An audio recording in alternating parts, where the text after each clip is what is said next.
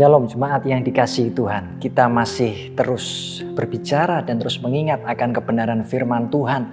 Dan bagaimana kalau kita mengingat siapa kita sebagai gereja ketika kita di dalam Yesus Kristus. Maka itulah kekuatan dan pengharapan kehidupan kita. Ketika kita terus mengarahkan hati dan pikiran kita untuk memandang kepada pekerjaan Kristus. Apa yang telah Dia selesaikan di atas kayu salib.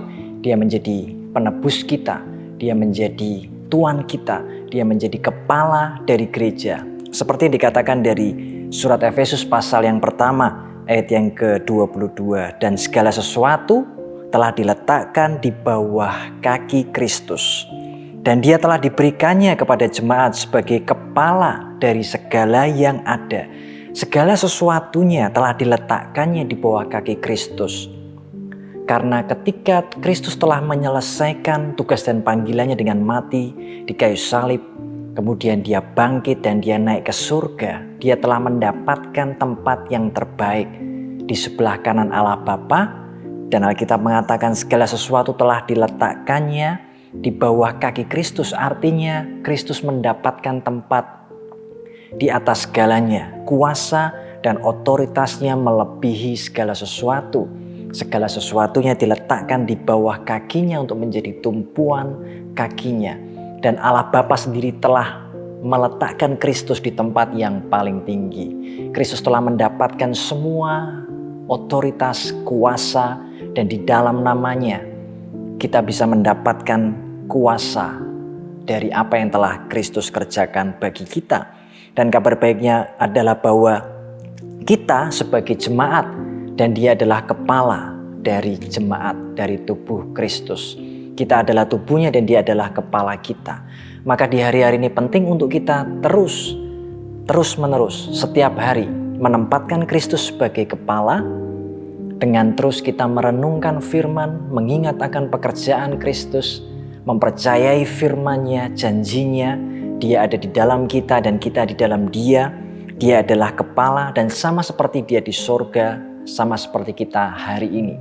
Maka kita boleh terus berharap bahwa kita mendapatkan apa yang Dia janjikan buat kita sebagai gerejanya. Ayat 23 mengatakan jemaat yang adalah tubuhnya, yaitu kepenuhan Dia yang memenuhi semua dan segala sesuatu. Jemaat kita, saya dan Anda adalah tubuhnya, yaitu kepenuhan dari Allah, dari Kristus. Kita adalah kepenuhannya. Maka sama seperti Kristus yang sekarang ada di surga, di sebelah kanan Allah Bapa, memiliki semua otoritas dan kuasa kemuliaan yang Dia miliki. Dia limpahkan kepada kita gerejanya untuk kita bisa mengalami kepenuhan Kristus, baik secara rohani terutama, jiwani, dan sampai ke tubuh kita. Kita bisa melakukan, kita bisa memancarkan sinar kemuliaan Allah karena kita adalah kepenuhannya. Dan di masa ini, di waktu yang sekarang, Tuhan masih terus bekerja melalui kita, gerejanya. Roh Kudus masih terus bekerja di dalam kita dan melalui kita. Maka terus kerjakan apa yang jadi bagian kita ketika Roh Kudus di dalam kita, Roh Allah di dalam kita, Kristus sebagai kepala kita. Lakukan apa yang menjadi bagian kita, apa yang telah Yesus kerjakan dalam hidup kita. Maka kita akan semakin bersinar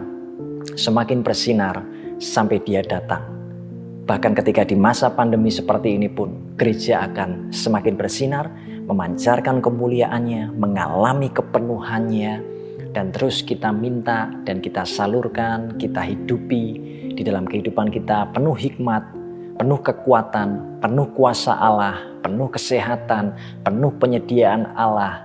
Karena Dia yang melimpahkannya buat kita dan kita akan jadi berkat dan sinar kemuliaan Tuhan akan memancar melalui kehidupan kita. God bless you.